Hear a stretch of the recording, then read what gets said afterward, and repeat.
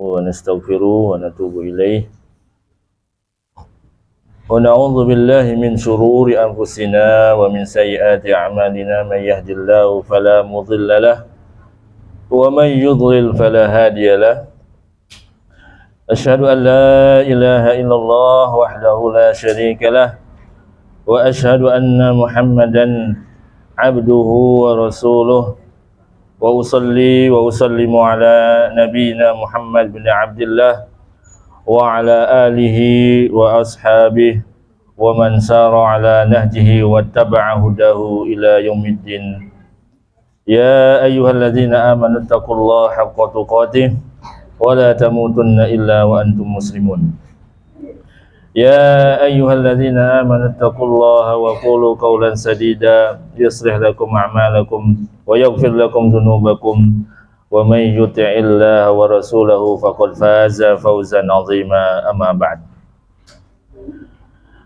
معاشر المسلمين والmuslimat rahimani wa rahimakumullah taala, ibu-ibu yang dimuliakan Allah Subhanahu wa taala. Alhamdulillah ya, kita patut memuji dan bersyukur kehadiran Allah Azza wa Jalla atas anugerah dan karunia-Nya kepada kita semua. Pada hari ini maka nikmat yang patut kita senantiasa syukuri adalah nikmat keimanan dan keafiatan. Karena dengan nikmat tersebut oleh Allah Subhanahu wa taala kita dimudahkan dalam melaksanakan berbagai aktivitas, baik itu sifatnya duniawi maupun ukhrawi. Ibu-ibu yang dimuliakan Allah Subhanahu wa taala, ini kali perdana kami mengisi di tempat ini, di majlis ini. Mungkin kita akan bersama-sama mempelajari terkait tazkiyatun nufus. Tazkiyah ini bermakna membersihkan, membersihkan, mensucikan. Itu makna daripada tazkiyah.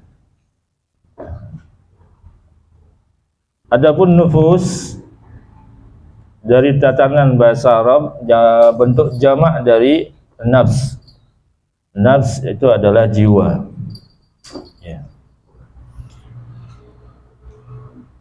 Allah Subhanahu wa taala tatkala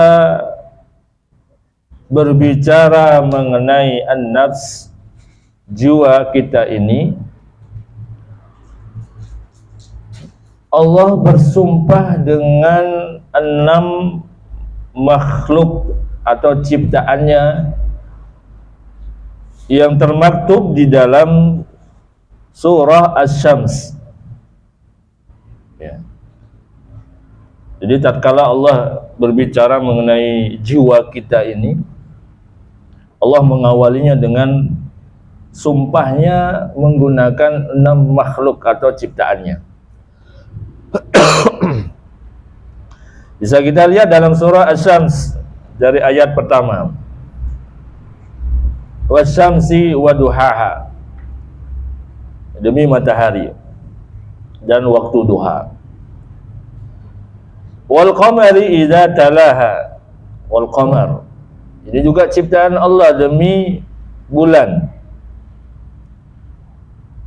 Itu yang kedua. Yang ketiga, wan nahari idza jallaha, wan nahar, ya, demi waktu siang yang telah tampak jelas. Wal laili idza yaghshaha, nah, demi malam, demi waktu malam yang telah gelap gulita. Was samai wa ma banaha, dan demi langit yang Allah tinggikan wal ardi wa ma tahaha, dan demi bumi yang Allah hamparkan. Nah, setelah itu barulah Allah Subhanahu wa taala menyebutkan jiwa kita, wan nafsi wa ma sawaha. Ya, demi jiwa yang Allah ciptakan, Allah sempurnakan. Nah, setelah itu fa'alhamaha fujuraha wa taqwaha. Allah ilhamkan jiwa itu, ya, dua perkara yang besar. Jiwa ini bisa berbuat kebaikan, bisa juga berbuat keburukan. Ya, fujur itu keburukan. Taqwaha adalah sebuah kebaikan. Sehingga kita dapati ada diri kita dalam satu kondisi semangat berbuat kebaikan, ya, dan dalam kondisi tertentu, ya, kita menurun semangatnya, bahkan sampai pada titik kita meninggalkan rutinitas ibadah kita yang biasa kita lakukan. Itulah jiwa kita. Jiwa kita berada di dalam qalbu kita. An-nafs semayang di dalam qalbu kita. Itulah yang menyebabkan jiwa kita terkadang semangat untuk ibadah, ya terkadang tidak semangat. Nah, inilah yang perlu kita kenali, apa yang membuat diri kita, jiwa kita ini, ya, kadang semangat, kadang malas.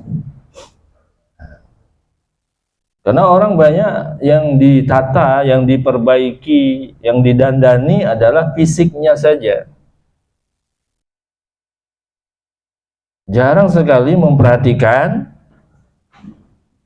sisi dalamnya, sisi jiwanya yang sejatinya butuh islah, butuh perbaikan, butuh perhatian untuk ditata dengan baik. Ya. Ya, kalau sering kita mengenal istilah positive thinking gitu. Ya. Tapi jarang juga kita dengar positive feeling. Ibu-ibu kalau ditanya mana yang diutamakan, positive feeling apa positive thinking? Ibu-ibu.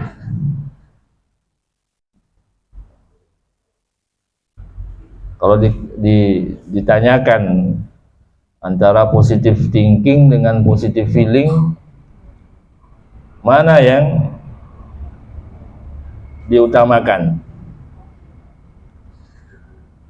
Ibu-ibu baru mendengar. Iya, karena yang sering kita dengar adalah positive thinking. Jadi kalau kita, ya, curhat lah bahasanya, kita tanya, kita ada masalah, ya, kita pasti diminta positive thinking. Ada musibah, positive thinking. Ya. Padahal yang betul-betul menentukan pikiran kita itu bisa positif dan senantiasa positif adalah feeling kita, jiwa kita. Jika jiwa ini bersih, stabil, baik, dalam kondisi baik, otomatis dia akan membawa semacam aliran listrik kepada pikiran kita, kepada otak kita. Ya. Pikiran tidak akan bisa stabil dalam kondisi positif ketika jiwa kita ini sedang tidak tenang. Coba ibu-ibu lagi tidak tenang, bisa nggak berpikir positif? Gelisah, ada rasa ketakutan, ada khawatiran, mungkin nggak kita berpikir positif? Nah, gimana ibu-ibu?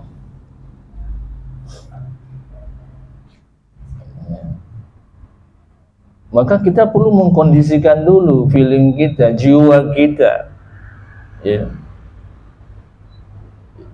Inilah kenapa Allah Subhanahu wa taala memberikan petunjuk di sini bahwa jiwa ini punya penentu. Ya.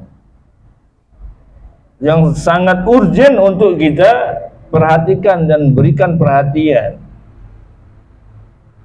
Sampai untuk membahas terkait nafs, ya.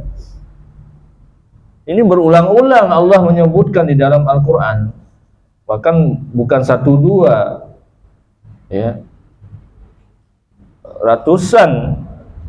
Seperti Allah menyebutkan kalimat takwa, ya, seperti Allah menyebutkan kalimat takwa itu ratusan kali dalam berbagai termnya.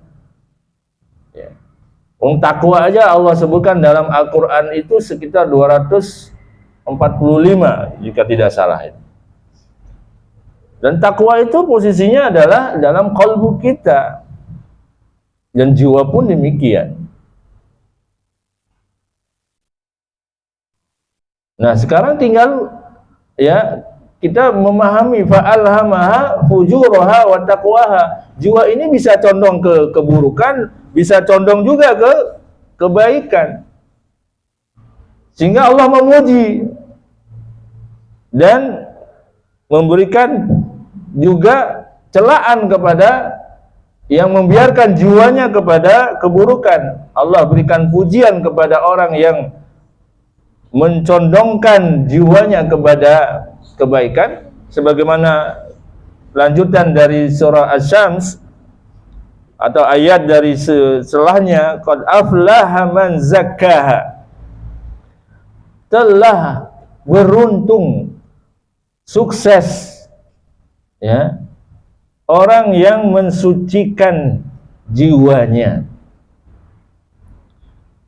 Ini pujian bagi hamba yang memperhatikan, yang mendominasikan jiwanya kepada kebaikan. Wa qad khaba man dassaha, maka merugilah, celakalah orang yang mengotori jiwanya.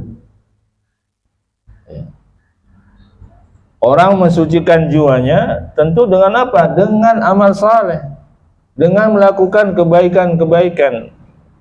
Perintah-perintah Allah Subhanahu wa taala dia lakukan hingga melahirkan ketakwaan. Bagaimana orang mengotori jiwanya? Ya tentu dengan melakukan berbagai bentuk kemaksiatan. Apa yang dilarang, yang seharusnya dijauhi, dia datangi, dia lakukan. Ini akan mengotori jiwanya. Maka Allah mencela, wa qad khaba man dassaha, merugi, celaka orang yang mengotori jiwanya. Nah, ibu-ibu yang dimuliakan Allah Subhanahu wa taala. Nah, karena jiwa ini betul-betul layaknya raja bagi anggota tubuh kita. Dia yang memberikan perintah. Lakukan atau tidak lakukan, laksanakan atau tidak laksanakan.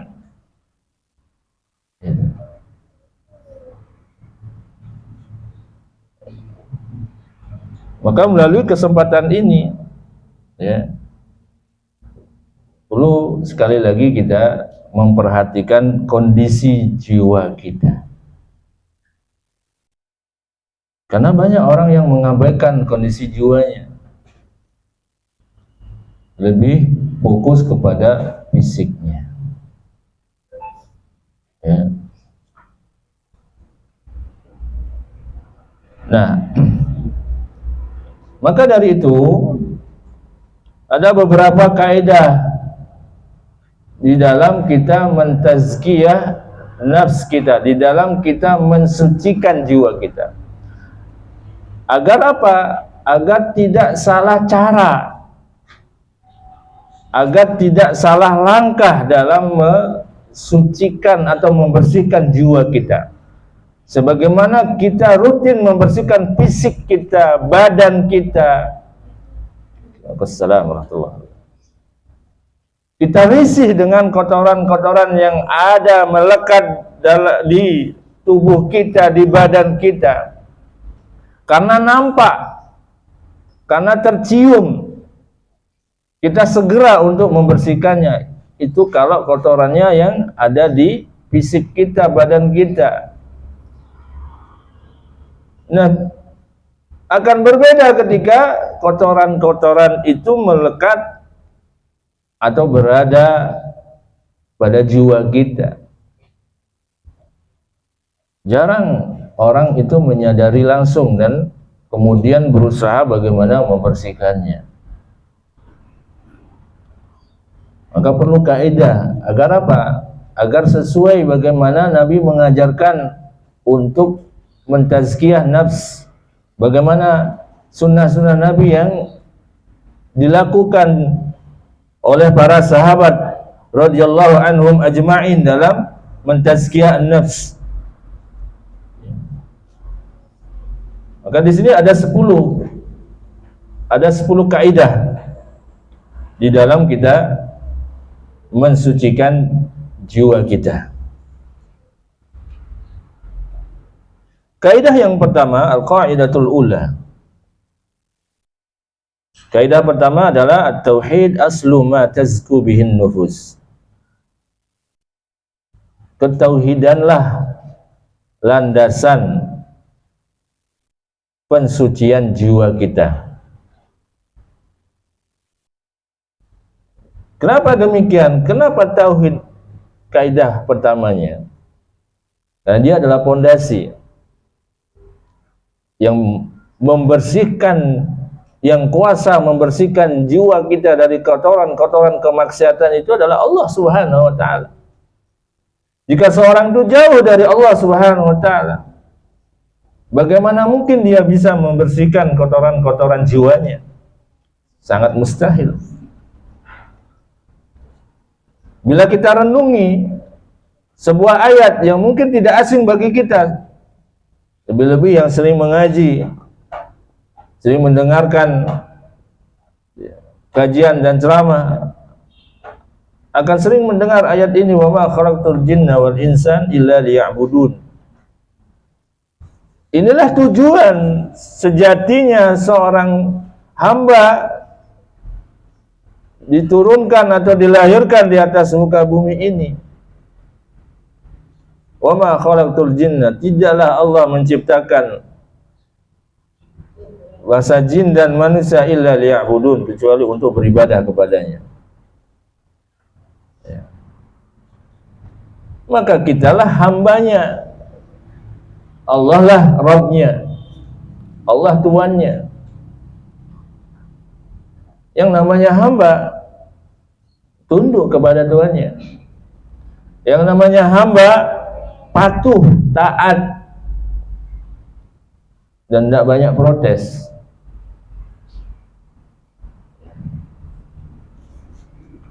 Nah, ketika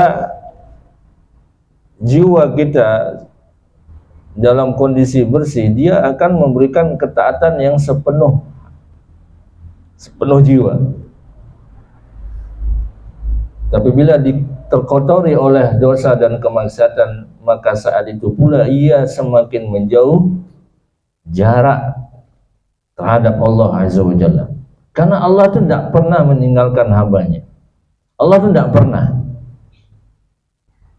Justru hamba itu tersendiri, hamba itulah yang menjauhkan dirinya dari Allah Subhanahu wa ta'ala. Dengan apa? Dengan melakukan kemaksiatan, dengan mengotori jiwa-jiwanya dengan keburukan dan dosa-dosa. Itulah yang sehingga ketika mau melakukan ketaatan untuk ibadah itu semakin berat, makin berat. Rezeki semakin seret. Ya. Nah, itu karena jiwa kita yang semakin terkotori oleh dosa. Maka pondasi pertama adalah tauhid. Kenali, kita perlu kenal betul Allah sebagai Rabb kita. Ya.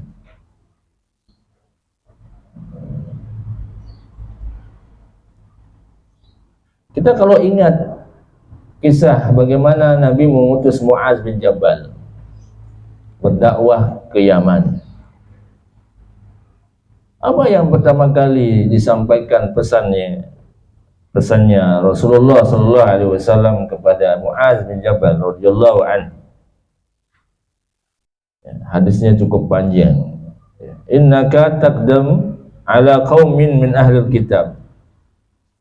Nabi memberikan gambaran, engkau akan menemui nanti di sana di Yaman itu ahlul kitab. Apa yang pertama kali harus didakwahi, yang harus disampaikan adalah terkait tauhid. Falyakun awwala ma tad'uhum ila an yuwahhidu Allah Ta'ala. Maka pertama kali yang harus diajak mereka itu adalah kepada mentauhidkan Allah Azza wa Jalla.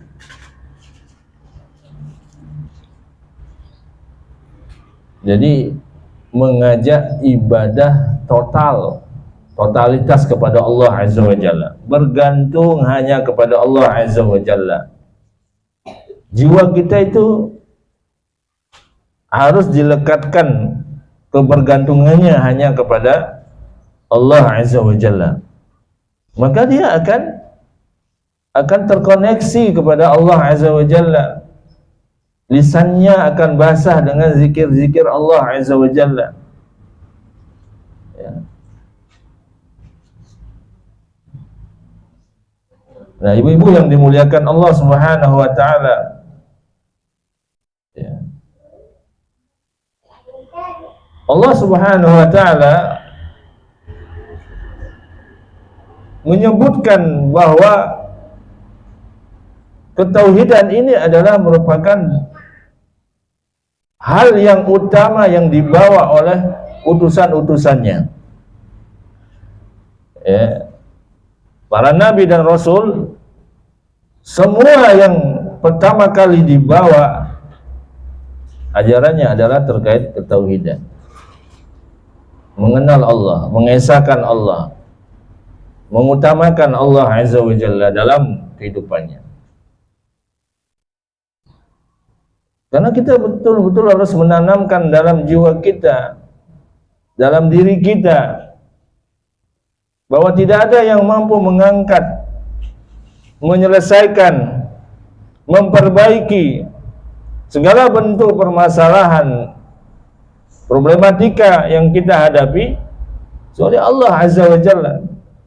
Ada Allah yang mengizinkan hal itu terjadi menimpa kita, maka dia pula lah satu-satunya zat yang hanya kuasa untuk mengangkat dan menghilangkan semua permasalahan yang dihadapi, termasuk jiwa kita. Nah, ibu-ibu yang dimuliakan Allah Subhanahu wa Ta'ala, itu kaidah yang pertama. Kita tanamkan jiwa kita ketauhidan, kebergantungan diri kita kepada Allah Azza wa Jalla. Ketika kita ditimpa musibah kah bentuknya, masalah apapun itu, sekecil apapun, apalagi yang besar, ya, maka pertama kali yang kita tuju adalah Allah Azza wa Jalla, ya. Bukan makhluknya, bukan makhluk. Nabi SAW dan para sahabat sudah mencontohkan hal itu. Ketika mereka itu tertimpa musibah, masalah, kesulitan, maka mereka memperbanyak sholat, memperbanyak doa, permohonan, pertolongan kepada Allah Azza wa Jalla. Tidak mendatangi makhluk, tidak mendatangi sesama. Sebagaimana umumnya orang-orang lakukan ketika ditimpa masalah, maka yang dipikirkan pertama kali adalah siapa yang bisa bantu saya? Siapa orang yang saya harus datangi dan dia bisa bantu saya? Bahkan Nabi Yakub alaihissalam tertimpa berbagai permasalahan. Dia tidak mencari orang dengan siapa saya harus ceritakan masalah saya. Tidak. Semua permasalahan Nabi Yakub keluhkan kepada Allah Azza wa Jalla, ceritakan semua kepada Allah Azza wa Jalla. Sehingga apa? Saking seringnya ya saat menangis saat menceritakan, mengeluhkan permasalahannya kepada Allah Azza wa Jalla, sehingga itu membuat buta matanya. Ibu-ibu yang dimuliakan Allah Subhanahu wa taala. Ini yang disenangi oleh Allah Subhanahu wa taala. Ketika tertimpa masalah, kita langsung ingat Allah. Kita langsung menuju Allah. Kita ambil air wudu kemudian sholat, minta kepada Allah Azza wa Jalla. Inilah yang diinginkan oleh Allah Subhanahu wa taala. Allah tidak suka dengan hamba-hamba yang ketika diberikan permasalahan, musibah, kemudian yang dia tuju pertama kali adalah makhluknya. Maka apa? Allah akan berlepas diri, Allah akan melepas, membiarkan sampailah hamba itu tersadarkan bahwa yang harus dia tuju adalah Allah semata. Nanti Allah akan utus orang-orang pilihannya untuk membantu kita membebaskan berbagai permasalahan. Nah, sehingga itulah lawan dari tauhid itu adalah kesyirikan. Jangan sampai kita melakukan berbuat kesyirikan sekecil apapun, karena itu akan menjauhkan kita dari rahmat dan hidayah Allah Azza wa Jalla. Karena ini perkara yang sangat dibenci oleh Allah Subhanahu wa taala. Maka lihatlah sebuah ayat dalam firman Allah Subhanahu wa taala, alladzina amanu wa lam yalbisu imanahum bizulmin ulaika lahumul amnu wa hum muhtadun. Ayat ini, ibu-ibu yang dimuliakan Allah Subhanahu wa taala, tidakkah kita semua ini yang kita cari itu adalah ketenangan, kebahagiaan, kesenangan?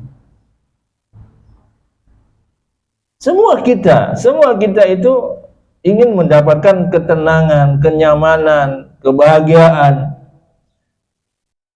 Maka mari kita lihat ayat ini, alladzina amanu, orang-orang yang betul-betul beriman kepada Allah Azza wa Jalla, walam yalbisu imanahum bizulmin, dan tidak mencampur adukkan keimanannya dengan kezoliman. Apa kezoliman di sini?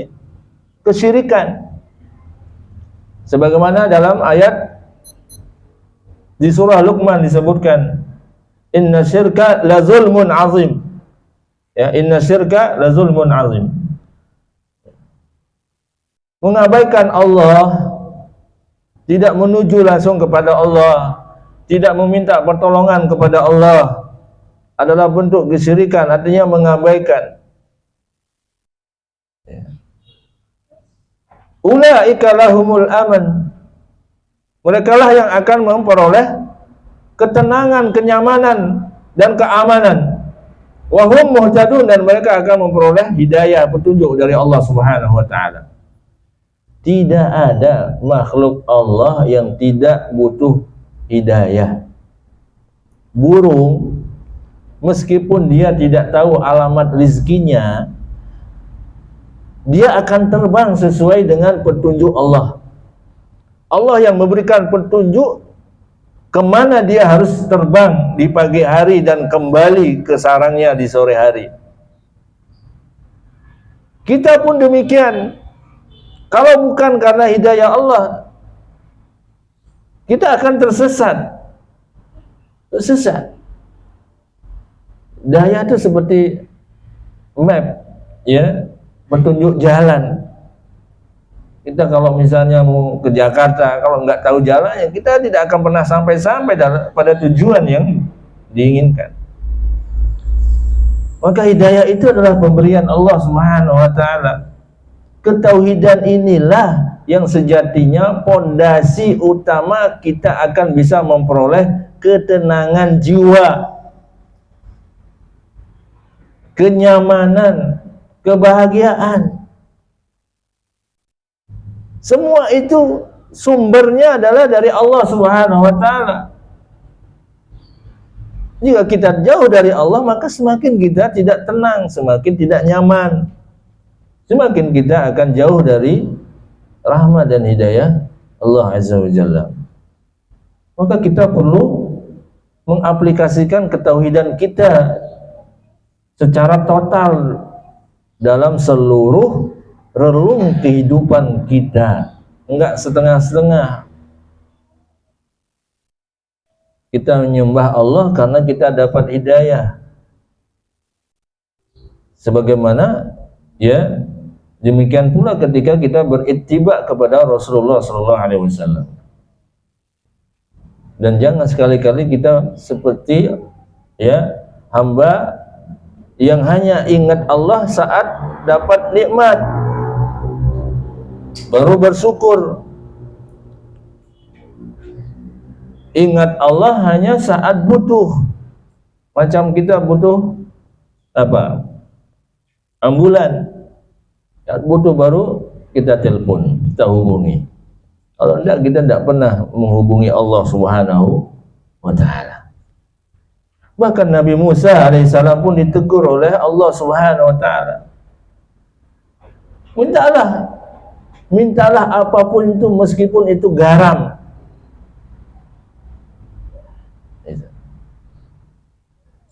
Wa idza sta'anta fasta'in billah. Dalam hadis qudsi disebutkan di sana, idza sta'anta fasta'in billah. Jika kalian meminta pertolongan, mintalah pertolongan kepada Allah.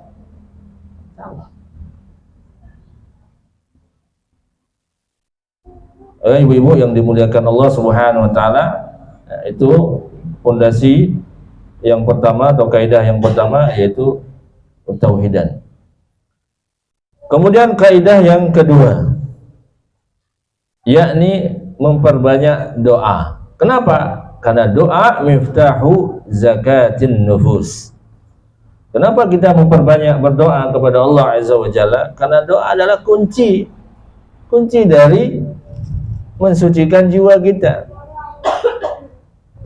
Laisa syai'un akram 'ala Allah Ta'ala minad du'a. Tidak ada yang sesuatu yang paling mulia di sisi Allah Subhanahu wa taala melainkan ibadah doa.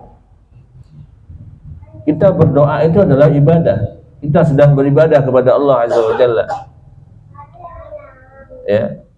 Jadi doa itu bukan sekedar ucapan semata, bahwa sebenarnya kita sedang beribadah kepada Allah Azza wa Jalla.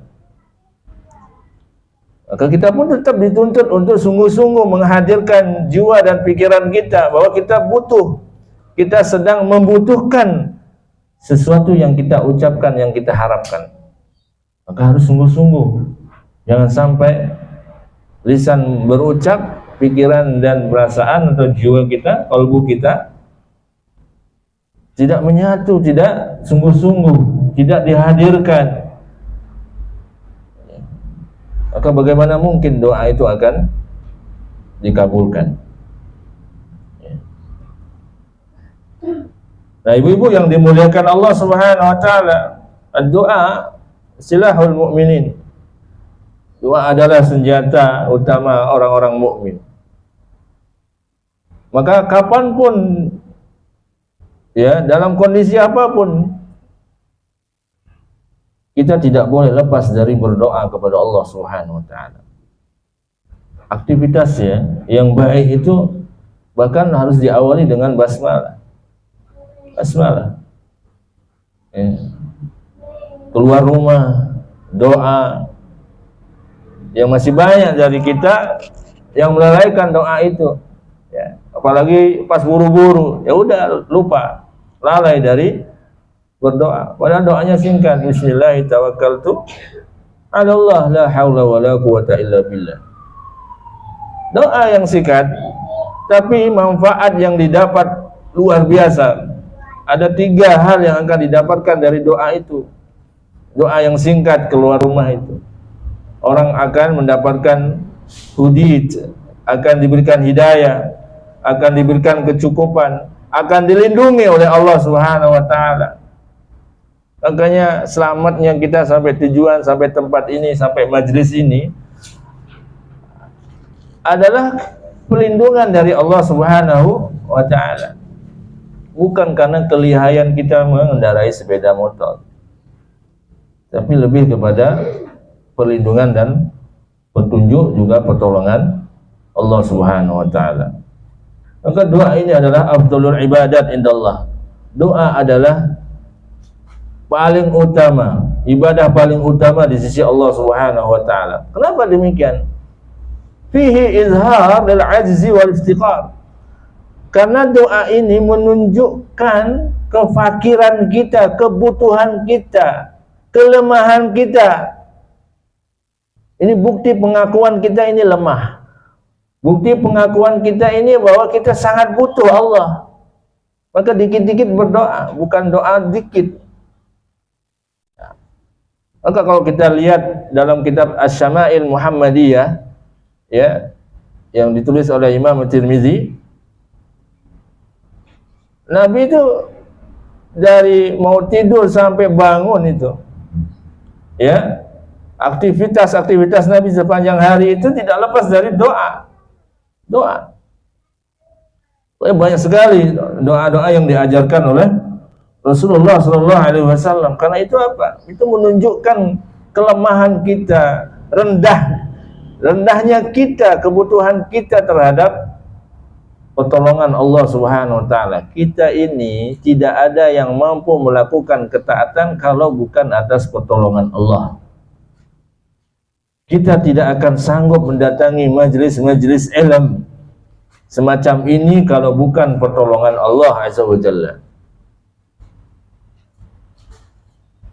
Kita bisa melakukan berbagai ketaatan dan kebaikan, semua itu adalah pertolongan Allah Subhanahu wa taala. Kita bisa memahami apa yang disampaikan oleh para ustaz dan ustazat. Itu juga adalah karena pertolongan Allah Subhanahu wa taala, bukan semata-mata karena kecerdasan pemateri. Semua itu adalah pemberian dan pertolongan Allah Subhanahu wa taala. Dan doa itu punya asarun azim, punya efek yang besar fi fathi abwabil khair, di dalam membuka pintu-pintu kebaikan. Sebagaimana Syekhul Islam Ibnu Taimiyah dalam wasiatnya kepada Abul Qasim Al-Maghribi, beliau menyatakan ad-du'a miftahu kulli khairin. Doa itu adalah kunci segala bentuk kebaikan. Dikata Syekhul Islam Ibnu Taimiyah, ad-du'a miftahu kulli khairin. Jadi doa itu adalah pembuka, kuncinya segala bentuk kebaikan. Maka jangan kita malas berdoa. Dalam diam kita berdoa. Zikir itu sebenarnya bagian daripada doa, sebagaimana doa juga bagian daripada zikir. Ya. Fa kullu khairin tarjuhu li nafsika.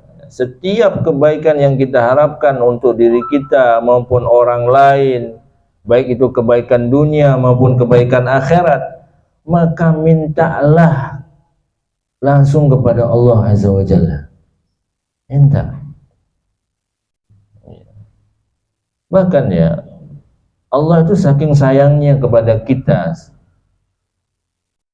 meskipun kita berlumuran dosa, berlumuran kemaksiatan, Allah tetap panggil kita dengan panggilan sayang. Ya ibadi, wahai hambaku, alladzina asrafu ala anfusihim la taqnatu min rahmatillah. Ini firman Allah Subhanahu wa taala. Qul ya ibadi, wahai hambaku. Hamba yang bagaimana yang dipanggil? Alladzina asrafu ala anfusihim, yang telah melampaui batas dalam melakukan kezaliman, dosa. Zalim itu dosa besar. Tapi apa? Allah masih panggil dengan panggilan yang istimewa, ya ibadi, wahai hambaku. Masih dianggap hambanya. Subhanallah. Bayangkan, kalau kita sesama ya, meskipun kita sudah menanam kebaikan yang begitu banyaknya, tapi manakala kita melakukan satu saja kesalahan, itu bisa menghapus ribuan kebaikan-kebaikan yang telah ada. Itu bedanya kita dengan Allah Subhanahu wa taala. Kita langsung membencinya, langsung menjauhinya, tidak menyapanya dan lain sebagainya. Bila dia meminta maaf, kita tidak maafkan. Berat kita memaafkannya, apalagi merasa sudah terzolimi. Tapi lihat bagaimana kasih sayang dan akhlaknya Allah Subhanahu wa taala kepada hambanya, meskipun hambanya menzoliminya, ya, berbuat berbagai macam ya, dosa dan kemaksiatan, dipanggil ya ibadi, dipanggil, disuruh untuk bertaubat, disuruh untuk mendekat terus kepadanya. Bahkan di ayat yang lain yang disebutkan fafirru ilallah, segeralah berlari menuju Allah Subhanahu wa taala. Itu ibu-ibu yang dimuliakan Allah Subhanahu wa taala. Perkara untuk menuju Allah mesti disuruh segera. Wasari'u ila maghfiratin min rabbikum. Juga demikian, segeralah kepada ampunan Allah Subhanahu wa taala. Perkara akhirat kita disuruh menyegerakan. Perkara akhirat itu disuruh menyegerakan. Jangan dibalik. Kita kalau udah perkara dunia itu tidak mau telat. Telat dikit sudah marah-marah. Maka sampai menyesal.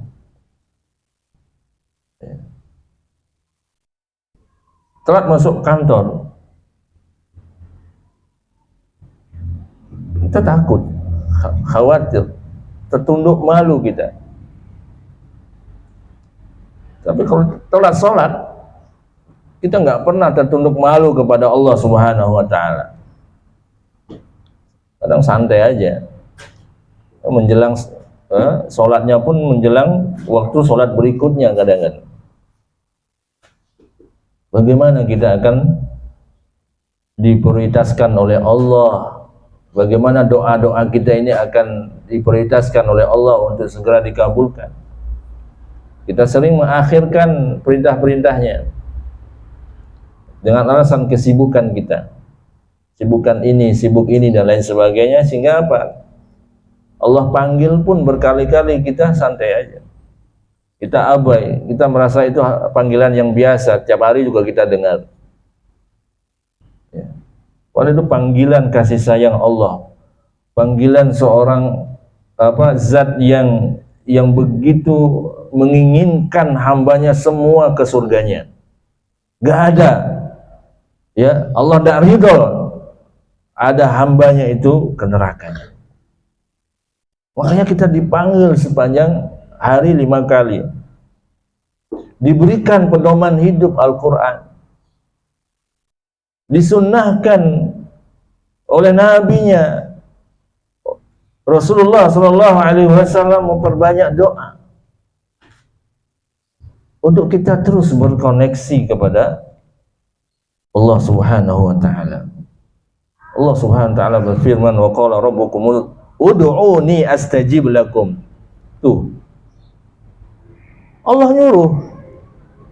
Bayangkan itu, Allah yang minta kita untuk Ayo minta sama aku, kalau kita bahasakan, minta sama aku. Berdoalah kepada Allah. Ud'uni, minta sama aku, astajib lakum, aku akan kabulkan. Aku kabulkan. Itu nggak pakai perantara itu. Langsung ud'uni astajib lakum. Nggak ada fa, nggak ada wawu yang disebut harfu ataf dalam bahasa Arab. Allah langsung sebutkan ud'uni astajib lakum. Wa qala rabbukum, berkata Rabb kalian, ud'uni. Semakin banyak dan sering kita meminta Allah Subhanahu wa taala, semakin Allah sayang dan suka, mencintai kita. Inilah bedanya dengan kita. Orang minta sekali pada kita, kita akan kasih, lega, kita akan kasih. Tapi akan beda kalau sudah berkali-kali minta. Kita kesel, marah kita. Ya. Kebalikan, Allah senang. Justru sebaliknya, kalau jangankan tidak sama sekali minta, jarang-jarang minta, itu bikin Allah murka, bikin Allah nggak suka, sampai kita disebut orang yang sombong, ya. Tidak memohon, tidak meminta kepada Allah Subhanahu. Apalagi perkara tazkiyatun nufus, mensucikan jiwa. Jiwa ini tidak terlihat, nggak seperti pakaian yang kalau kotor, atau badan kita kalau kotor, ya akan terlihat, aromanya pun akan tercium. Ini kan enggak. Maka kalau tidak kita melibatkan Allah di dalam doa-doa kita supaya dibantu, ditolong dalam membersihkan dan mensucikan jiwa ini, maka kita tidak akan pernah mampu. Karena itulah doa adalah sebuah keniscayaan bagi seorang mukmin untuk senantiasa melekat dalam kehidupannya. Maka dari sini, ibu-ibu yang dimuliakan Allah Subhanahu wa taala, kita sampai jam berapa nggih?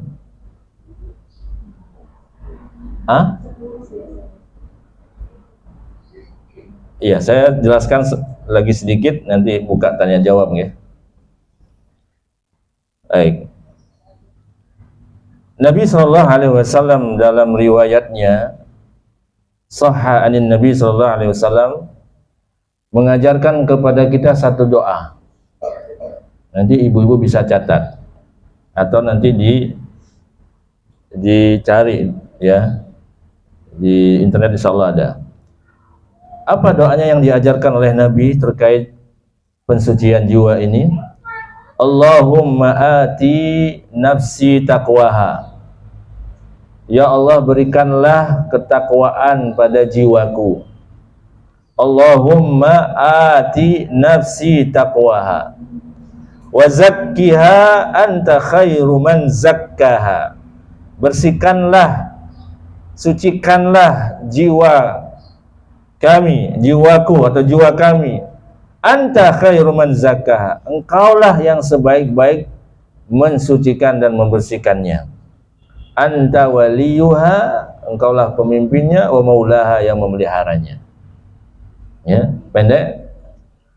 Ya, ini sangat penting doa ini. Ya, ini permohonan kita kepada Allah Subhanahu wa taala agar jiwa kita dibersihkan, disucikan oleh Allah Subhanahu wa taala. Ya, saya ulang, Allahumma ati nafsi taqwaha. Ya Allah, ya Tuhan kami, ati nafsi taqwaha. Berikanlah ketakwaan terhadap jiwaku. Wa zakkiha, sucikanlah. Anta khairu man zakkaha. Engkaulah sebaik-baik zat yang mensucikannya. Anta waliyuha, engkaulah pemimpinnya, wa maulaha, dan pemeliharanya atau penjaganya. Saya kira sampai sini dulu. Insyaallah pertemuan berikutnya kita akan lanjutkan. Dan satu lagi doa yang sering disebutkan, dibaca oleh Nabi sallallahu alaihi wasallam dalam riwayat Aisyah radhiyallahu anha. Beliau ini baca kalau di rumah paling banyak beliau baca ini, doa ini. Insyaallah ibu-ibu sudah hafal insyaallah ya. Ya muqallibal qulub, tsabbit qalbi ala dinik. Jangan diremehkan doa ini. Doa ini doa yang paling disukai Rasulullah karena paling sering dibaca. Bayangkan Rasulullah memohon kepada Allah, zat yang membolak-balikan hati, maka tetapkanlah hatiku dalam atau di atas agamamu. Semoga bermanfaat. Sampai sini dulu, silakan kalau ada pertanyaan.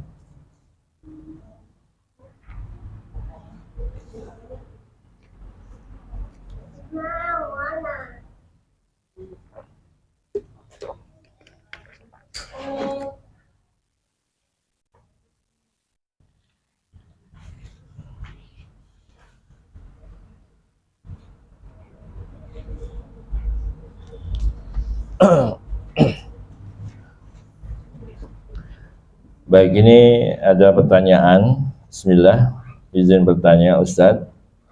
Pertanyaannya yang pertama, apakah setiap berdoa harus mengadahkan kedua tangan?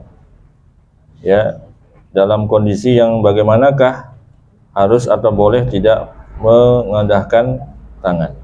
Baik. Terkait adab kita berdoa ya kepada Allah Azza wa Jalla, memang ada tuntunan memang ya dari Rasulullah sallallahu alaihi wasallam bahwa tidak setiap kali kita berdoa itu harus mengangkat tangan kita, mengangkat kedua tangan kita. Ya.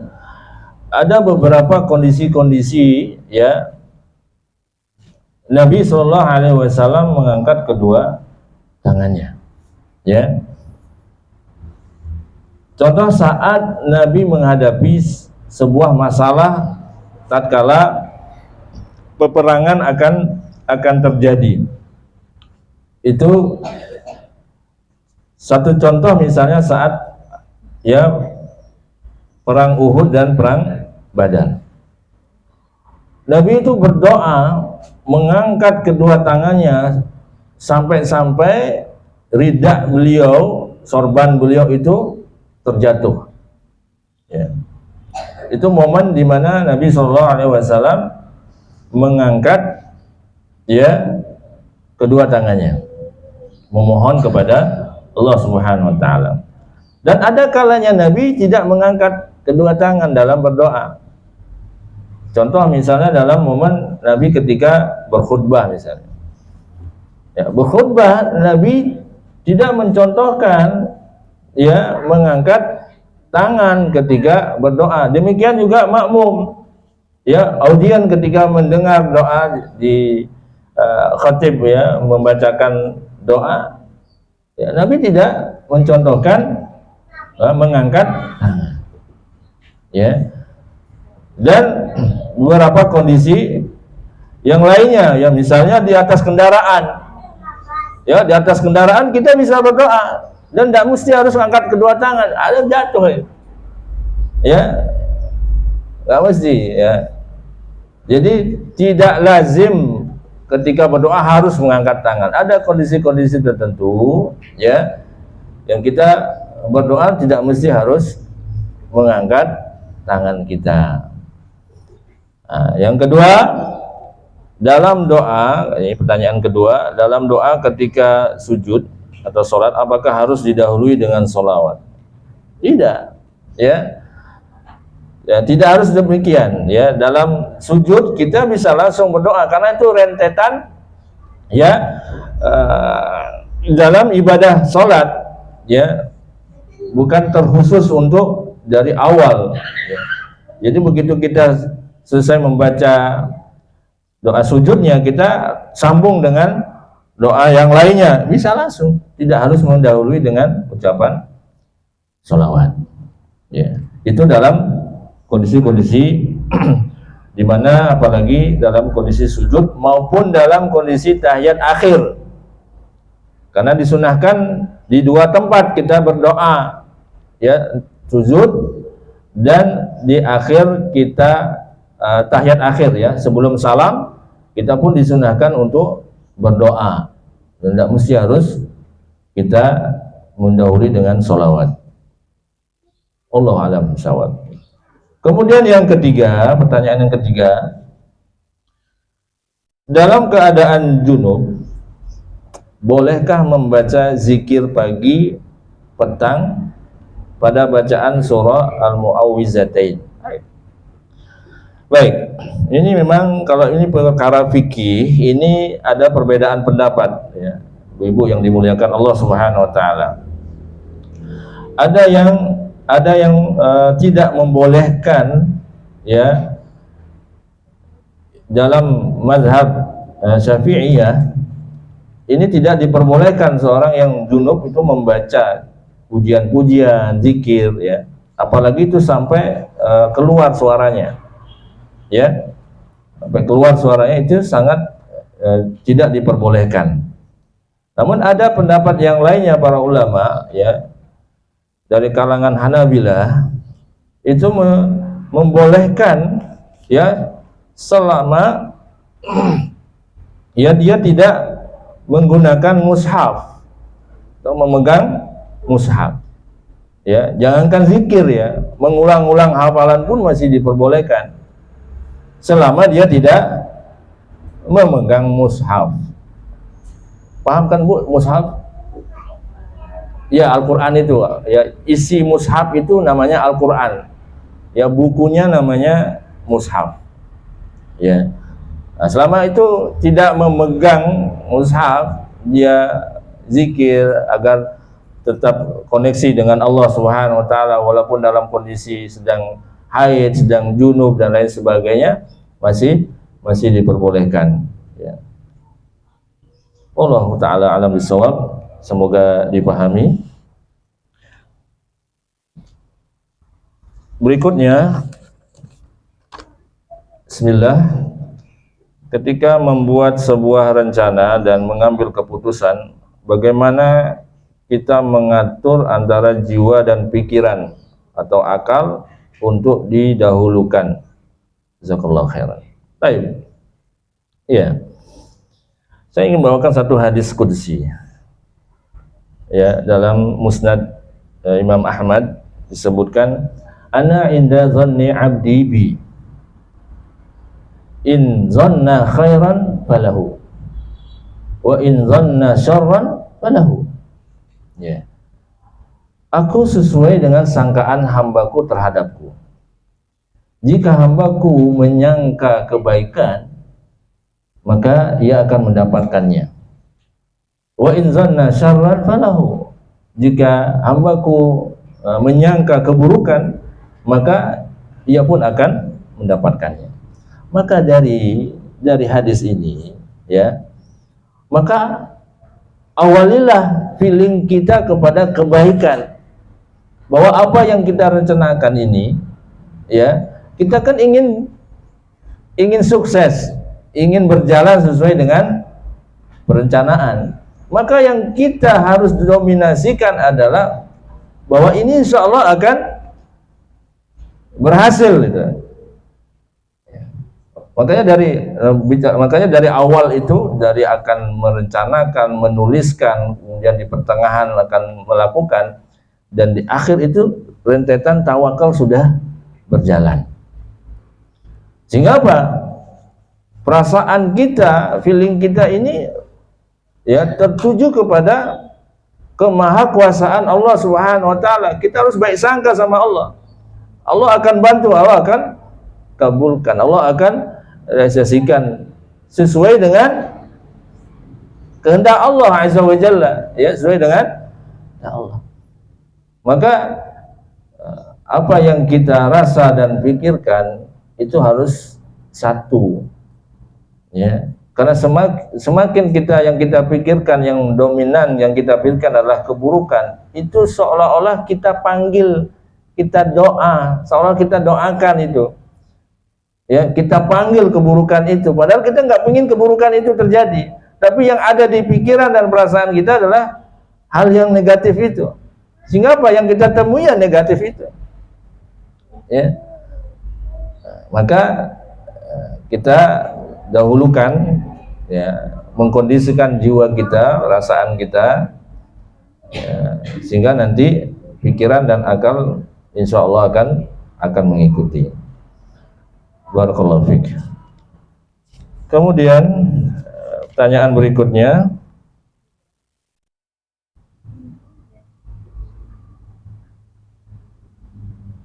afwan Ustadz, mohon dijelaskan gelar-gelar Ustadz.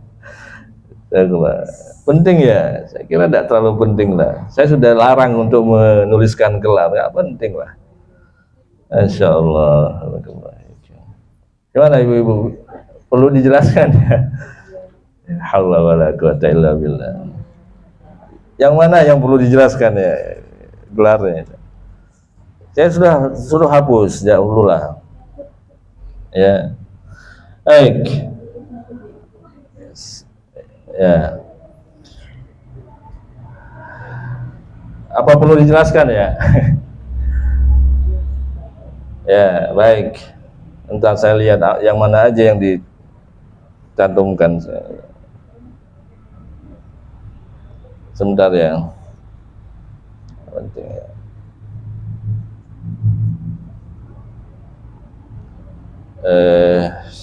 Sebentar. Ini harus baik. Kalau LC itu lisen untuk S1-nya Timur Tengah. Ya, itu sudah jelas. Kemudian kalau certified hypnotherapy itu CHT. Kalau CPSP itu certified public speaking professional. Kemudian kalau CMT itu certified motivational teacher. Ya, itu aja Pak ya. Jadi tak perlulah diperpanjang hal ini kan. Nggak terlalu penting. Baik, kita beralih ke pertanyaan berikutnya. Assalamualaikum Ustaz. Waalaikumsalam warahmatullahi wabarakatuh. Mohon maaf, mohon dijelaskan apa itu. Nah, itu kan, apa itu hipnotis? Apa itu sihir? Adakah persamaan dan perbedaannya? Afwan, jazakumullah khair. Baiklah. Baik. Hipnotis atau hipnotik itu oleh ulama, saya bicara dengan landasan Islam. Ya. Tidak Barat ataupun Eropa. Hipnotik dalam tatanan ya pandangan para ulama itu ada dua. Hipnotik yang konvensional ini artinya dia menggunakan gendam. Gendam, ngerti ibu-ibu gendam? Ngerti nggak? Ah? Sihir. Ya, sihir. Ya itu gendam. Jadi ada bentuknya seperti itu, hipnotik itu, ada bentuknya dengan bahasa atau kalimat. Ada bentuknya dengan bahasa atau kalimat. Nah, yang dilarang hipnotik itu adalah yang konvensional yang dibahasakan, yaitu dengan menggunakan gendam atau sihir. Nah, ini yang sangat dilarang dan bahkan dalam fatwa Abdullah bin Baz itu beliau sangat konsen terkait ya perkara hipnotik ini. Ya, beliau memberikan fatwa ya karena zaman dulu yang banyak dipraktekkan adalah hipnotik yang menggunakan ganda, sihir gitu loh. Nah, bentuk hipnotik yang kedua ini yang lebih modern itu hanya menggunakan permainan bahasa. Hypnotic language pattern. Jadi bentuk-bentuk susunan bahasa yang itu bisa menghipnotik seorang. Contoh simpel ibu-ibu. Ini contoh saja supaya dipahami ya. Misalnya saya jualan bakso gitu. Ibu beli. Ya. Saya sebagai penjual bakso akan menawarkan kepada ibu, ya, kepada ibu-ibu, baksonya pakai 1 telur apa 2 telur? Ibu-ibu pakai telurnya 1 apa 2. Itu bahasa. Itu bahasa ya. Sehingga apa? Orang yang mau dihipnotik, kalau dia tidak mau, tidak siap, ya, maka tidak akan pernah terjadi. Kalau tidak ada kesepakatan, gitu loh. Kalau dia tidak bersedia, dia tidak akan berfungsi. Tapi beda dengan hipnotik yang pertama, nggak ada hubungannya mau siap mau tidak siap, karena itu menggunakan sihir, gendam, bantuan jin dan lain sebagainya. Ini yang okay. Cukup ya yang bertanya ini ya. Jadi itu terkait hipnotik ya. Pertanyaan berikutnya, Masya Allah. Pertanyaan berikutnya, trik untuk menghilangkan negative feeling tadi ya. Hadis qudsi yang disampaikan tadi, ana inda dhanni abdi bi ya. Kita gini ibu-ibu, kalbu kita itu sebagaimana jasmani kita itu perlu nutrisi.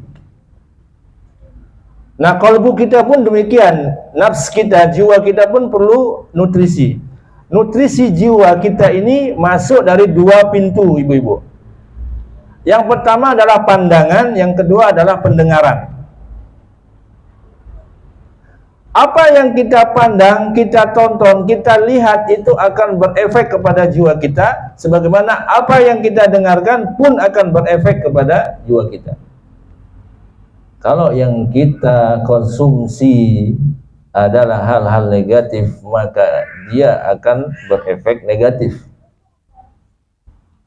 Itu ibu-ibu. Ibu baca berita-berita negatif, kata pakar, itu harus dinormalisasi dengan 2 berita positif. Kalau tidak, dia akan bersemayam dalam jiwa kita, nanti itu akan berefek dan berpengaruh kepada pikiran dan tingkah laku kita. Masih ingat kejadian pandemi itu? Ibu-ibu, saya dulu pada saat awal datang pandemi masih di pedalaman Morowali Utara. Tahu Morowali Utara ibu-ibu? Sulawesi Tengah. Iya, Sulawesi Tengah. Nah, itu mereka nggak ada keresahan, ketakutan, kekhawatiran, nggak ada. Kenapa ibu-ibu? Karena mereka nggak dengar, karena mereka nggak tersampaikan berita itu. Sampai di puncak ya pandemi itu, ya, saya berada di daerah Mentawai.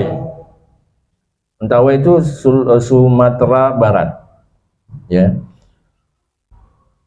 Itu mereka santai aja, ngobrol, berdekatan.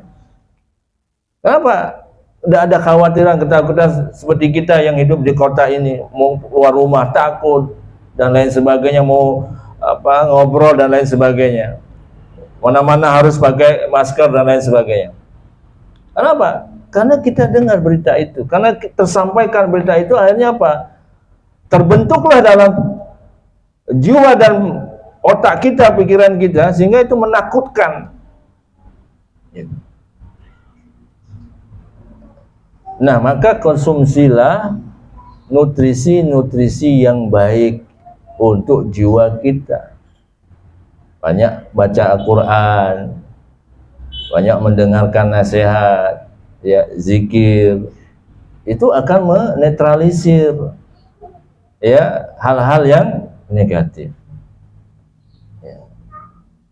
Kurangi menyimak hal-hal yang negatif, sebab itu akan berefek. Nah, sehingga negative feeling ini bisa kita hindari ya. Ini memang tidak bisa dihilangkan ibu-ibu, hilangkan total itu nggak mungkin, karena kita perlu ada rasa takut, kita perlu ada rasa takut, kita perlu ada rasa khawatir ya, gelisah. Tapi yang negatif feeling ini dibawa kepada hal yang positif. Apa itu? Takut amalan tidak diterima, takut tidak mendapat hidayah, khawatir ya hilang rahmat Allah Subhanahu wa taala, itu loh. Jangan hal-hal negatif ini, perasaan negatif ini dibawa kepada hal yang tidak baik juga gitu. Ya. Ini akan berefek yang tidak baik. Nah, alhamdulillah sudah selesai ini pertanyaan. Mungkin ada yang lain atau cukup? Cukup Ibu? Sampun ya? Alhamdulillah. Baik. Kami ucapkan jazakillahu khairan atas